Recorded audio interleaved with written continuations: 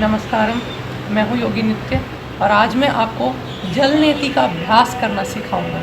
जल नेति जिनको दिमाग से जुड़ी कोई समस्या है, जैसे डिप्रेशन है, स्ट्रेस है, एंग्जाइटी है या नींद नहीं आती है, बाल बहुत ज़्यादा झड़ते हैं, समय से पहले बाल सफ़ेद हो रहे हैं, पक रहे हैं, पता नहीं चल रहा क्या करें, और कईयों को चश्मा लगा है मोटा मोटा और वो तंग है, उससे परेशान है, चाहते हैं कि कोई परमानेंट सोल्यूशन मिले। नज़ला है, कफ़ है, ज़ुकाम है, एलर्जीज़ हैं, छींकें बहुत आती हैं, कभी मौसम बदलता है या कभी कुछ गलत उनको तो स्मेल चढ़ जाए तो छींकें आनी शुरू हो जाती हैं। या फिर कई बार आपने देखा होगा माइग्रेन के अटैक्स बहुत आते हैं लोगों को। माइग्रेन के लिए बहुत अच्छा है ये जल नेति का अभ्यास। सिर का दर्द, आधे सिर का दर्द, और जिनको योग करते वक्त नॉस्ट्रल नहीं खुलते पूरे, उनके लिए भी अच्छा है। इतने लाभ हैं इसके, यानी ये एक तरह से आपको बुढ़ापा नहीं आने देगा, और अगर आएगा भी तो बहुत आराम से धीरे धीरे आएगा, जल्दी से आपके ऊपर बुढ़ापा नहीं आ जाएगा।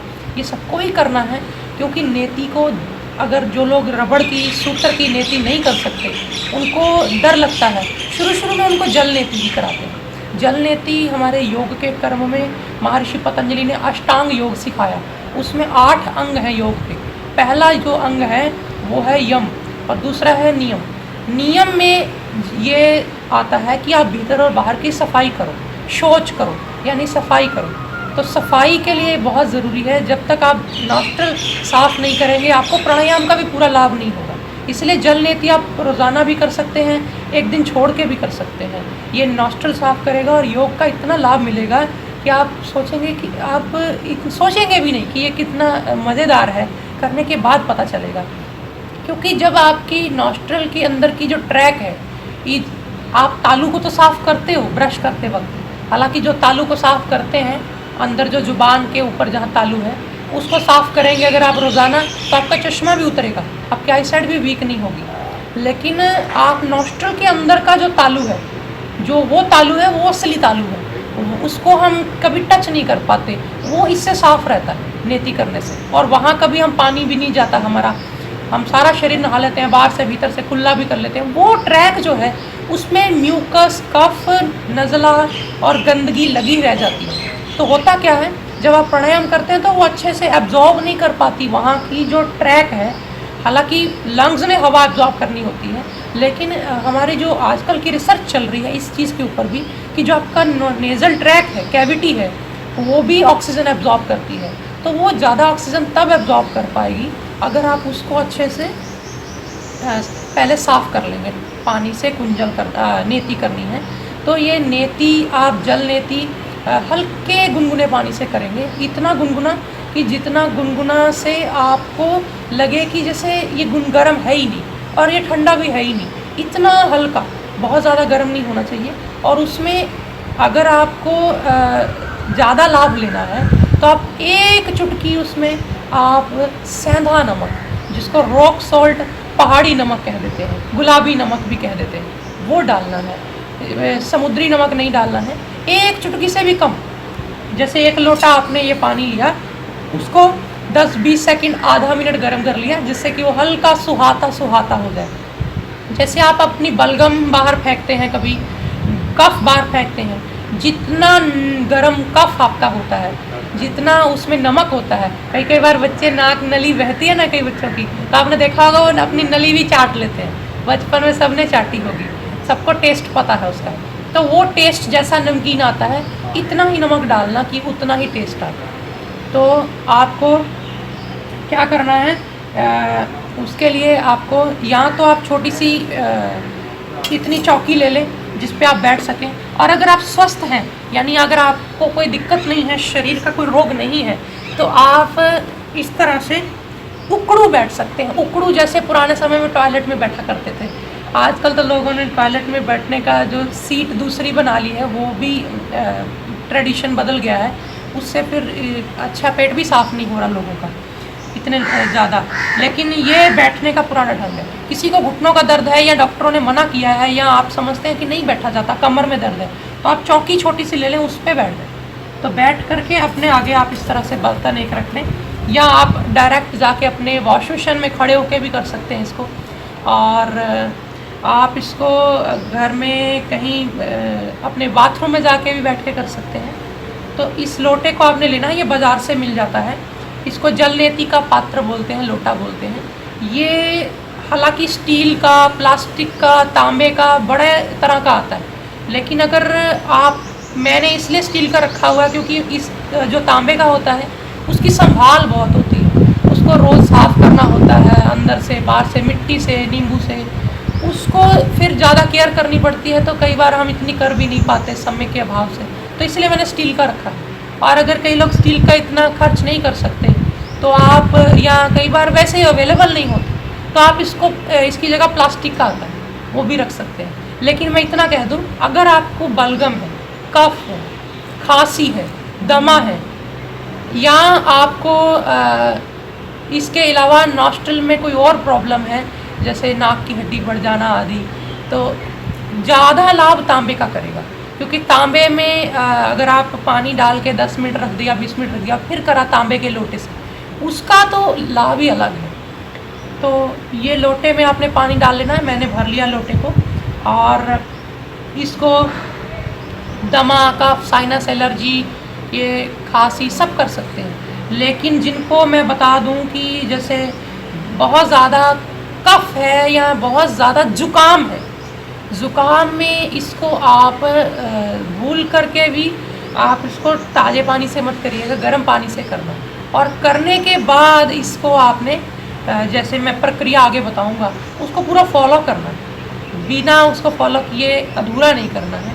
करना क्या होता है, कई लोग डरते हैं ये पानी कहाँ जाएगा, दिमाग में तो नहीं चढ़ जाएगा। ऐसा नहीं होता, दिमाग में या कहीं पर नहीं चढ़ता। आपको जो भी नॉस्ट्रल में पानी आप डालेंगे तो आपको मुंह से या तो नासिका से बाहर आएगा। दूसरी, अगर आपने कहीं भूल करके ऐसे पीछे कर लिया मुंह, या मुंह का ढलान पीछे को बन गई, तो ये फिर गले से नीचे उतर जाएगा। नुकसान कोई नहीं है उसका, लेकिन इतना मज़ा नहीं आएगा जितना मज़ा नॉस्ट्रल से बाहर आने पर आएगा। नॉस्ट्रल से कब बाहर आता है, जब आप बैठ करके ऐसे आप झुक जाएं थोड़ा आगे, जैसे आप नॉस्ट्रल पे ये लगाएंगे, ऐसे लोटा फंसाएंगे, नाक बंद कर लेनी है और भूल जाना है कि नाक से सांस ली जाती है। जो नाक से सांस लेकर इसको करेगा उसका ये पानी ऊपर चढ़ जाएगा, फिर सिर में दर्द होगा। वो नहीं करना, आपको ये लगा के और फिर झुकाना है, हल्का सा मुंह खोल लेना है, हल्का हल्का। ज़रूरत पड़े तो हल्की हल्की सांस मुंह से आएगी जाएगी, नाक से सांस बिल्कुल नहीं आएगी। फिर ये लगाना किस तरफ है, बाईं तरफ के दाईं तरफ, ये दोनों तरफ करना है। लेकिन पहले देखना है आपका नॉस्ट्रल कौन सा ज़्यादा चल रहा है। नाक के आगे उंगली रख लो और पहले ऐसे बंद करके देख लो, ऐसे करके नॉर्मल सांसें लो।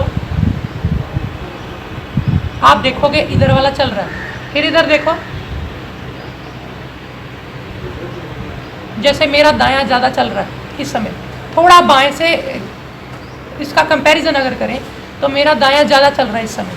कभी दायां ज़्यादा चलता है, कभी बायां ज़्यादा चलता है, किसी वक्त दोनों चलते हैं। तो जो ज़्यादा चल रहा हो पहले, तो आप उस तरफ पहले लगाएंगे ऐसे, और लगा करके आपने थोड़ा सा इस तरह से आप हल्का सा लोटा उठाएंगे और हल्की सी गर्दन ऐसे मुंह खुला रखेंगे आगे की तरफ।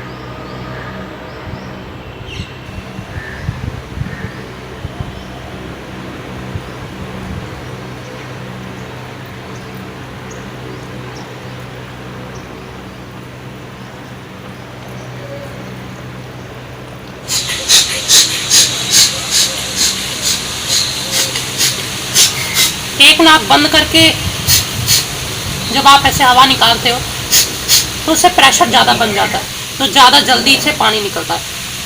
फिर भी ना निकले तो आप अपना माथा थोड़ा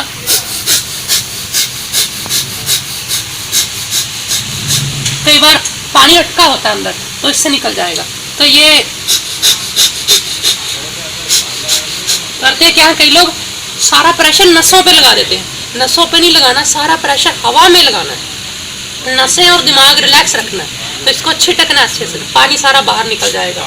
तो इसमें हल्का सा सेंधा नमक डालने के पीछे कारण ये है कि अगर आपने ऑस्मोसिस का जो प्रोसेस है, ऑस्मोटिक प्रेशर, ये वो सब पढ़ा हुआ है, जो जिसकी वजह से पानी पेड़ों में चढ़ता है, वो सारी साइंस पढ़ी हुई है, तो आपको पता होगा कि हल्का सा नमकीन पानी जो है वो आपके अंदर की जो नॉस्ट्रल की ट्रैक है वो उसको एब्जॉर्ब नहीं करेगी। और अगर आपने पानी में नमक नहीं डाला तो आपकी जो अंदर की ट्रैक है वो पानी एब्जॉर्ब कर लेगी और आपकी आवाज़ भारी हो सकती है, आपको बाद में थोड़ा भारीपन रह सकता है सिर में। इसलिए सिर में भारीपन ना रहे उसके लिए आपको इसको हल्का सा सेंधा नमक डाल के करना है। तो फिर दूसरी तरफ से भी ऐसे ही करना होता है। कैसे? ऐसे लगा करके और मुंह से सांस लेना।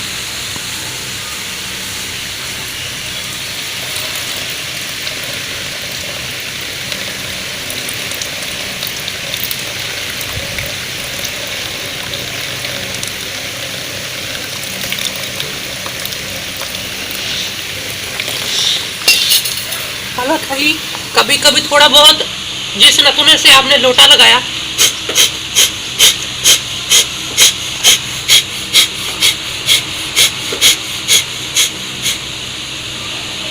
वहां से भी कई बार निकलता है, 1-2 बूंद 4 बूंद, लेकिन कोई बात नहीं होती इतनी। आप जिधर से आप धार निकालना चाहते हैं उधर पूरी धार अगर निकल रही है तो कोई दिक्कत नहीं है। ये बड़ा ही अच्छा है। इसको करने के बाद कपालभाति जरूर करें। 100-50 बार ऐसे खड़े होकर थोड़ा झुक करके कपालभाति करें और थोड़ा दाएं बाएं गर्दन को, दाएं बाएं से क्या होगा, प्रेशर बदलेगा, ऊपर नीचे से चारों तरफ से निकलेगा। तो ये बहुत ही अच्छा है अस्थमा वालों के लिए, जिनको डॉक्टरों ने चश्मा लगा है, हर बार नंबर बढ़ता जा रहा है, और जिनको आंखों के लिए बोल दिया कि आंखों की नज़र बहुत गिर रही है, कुछ करिए, अपना हेल्थ का ध्यान रखिए, गाजर का जूस पीजिए। वो जूस जितने मर्जी पी लें, जितनी देर तक ये अभ्यास नहीं करेंगे उनको लाभ नहीं मिलने वाला। ये बहुत सारे अभ्यास जो हमारे ऋषियों ने बनाए हैं, आदिकाल से चल रहे हैं योग की परंपरा में, ये इतने लाभदायक हैं। आप इनको अगर करेंगे तो आप उसके बाद प्राणायाम करिए, इसके बाद योग करिए। हालांकि अगली बार मैं आपको कुंजल करनी सिखाऊंगा। कुंजल करनी यानी पेट पानी पी करके बाहर निकालना, पेट मुंह में पानी भर के पहले पी लिया फिर बाहर निकाला। उससे क्या होगा कि उससे आपको और भी ज़्यादा समस्याओं में लाभ मिलेगा। एसिडिटी और बहुत जैसे कईयों को खट्टी डकारें आना, भारीपन, ये जो था ये आपको मैंने बताया आपके दिमाग के लिए तरोताज़ा। जो बच्चे पढ़ते हैं सभी करें, बच्चे बूढ़े जवान सब करें। स्वस्थ व्यक्ति हफ्ते में 2-3 बार कर ले, रोज़ करें तो बहुत अच्छा। कफ साइनस एलर्जी में नाक की हड्डी बड़ी है तो इसको आप प्राणायाम से पहले करेंगे तो बहुत ही लाभ करेगा। रोज़ाना कर लीजिए कुछ दिन, फिर बाद में जब नाक साफ रहने लग जाए तो एक दिन छोड़ के भी कर सकते हैं। आपकी नाक के अंदर जो जहाँ पर आपकी जो ट्रैक है वो जब उसमें कचरा जमा होगा तो वो इतना अच्छा से ऑक्सीजन एब्जॉर्ब नहीं कर पाएगी। इसको करने के बाद वो अच्छे से ऑक्सीजन एब्जॉर्ब करेगी, नींद अच्छी आएगी। डिप्रेशन वालों के लिए तो बहुत ही ज़रूरी, ये करवाते ही हैं। मेरे पास जो भी कोई आए मैं करवाता हूँ, मैं उसके बिना उसको योग ही शुरू नहीं कराता। और कई लोग बोलते हैं मैं योग कर रही हूँ, मैं कर रहा हूँ, मुझे कोई लाभ नहीं हो रहा। कोई लाभ इसीलिए नहीं हो रहा ना, ट्रैक सारी अंदर से कई साल का कचरा जमा है और आप उसको जब तक निकालेंगे नहीं आपको इतना लाभ नहीं मिल सकता। हालांकि कुछ सावधानियां हैं इसमें, जैसे कि आपको अगर बहुत ज़्यादा छींकें बज रही हैं तो आप पहले 1-2 दिन सिर्फ अनुलोम विलोम कर लें, थोड़े दिन सुधार ले अपनी हालत, फिर जब थोड़ी हालत सुधरे 1-2 दिन बाद इसको करिएगा। और बहुत ज़्यादा ठंड के दिन में, जाड़े के दिन में मत करिएगा, जब धूप नहीं निकली तब इसको अवॉइड करिएगा।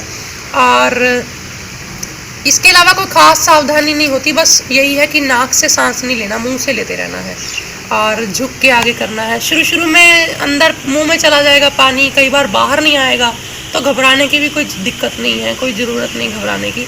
अब जब अंदर चला ही गया है तो साफ़ हो जाएगा अंदर से भी। और कई लोग बोलते हैं मेरे दिमाग में तो नहीं चढ़ जाएगा ऊपर, कोई रास्ता नहीं है बना दिमाग को पानी चढ़ाने का ऊपर। जो भी पानी जाएगा या तो पेट में जाएगा या नाक से बाहर आएगा, इसलिए घबराने की ज़रूरत नहीं। आप इसको योग की चर्या में शामिल कर लीजिए और मैं अगली बार फिर कोई नई जानकारी लेकर के आऊँगा। तब तक के लिए आप अपना ध्यान रखिए। नमस्कार।